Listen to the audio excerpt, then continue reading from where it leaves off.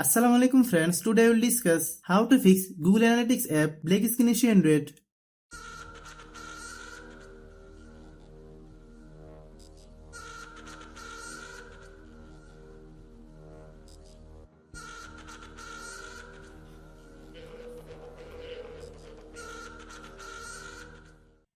Click Settings. Click Apps.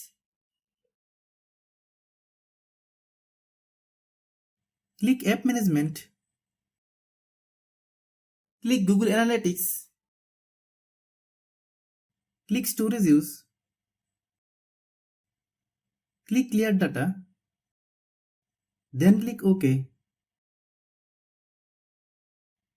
Click Force Stop.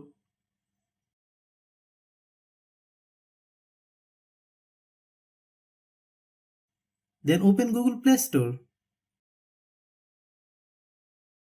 Then search Google Analytics.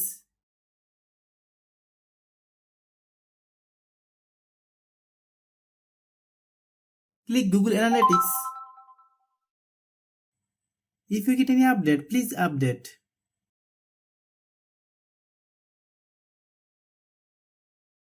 Thanks for watching.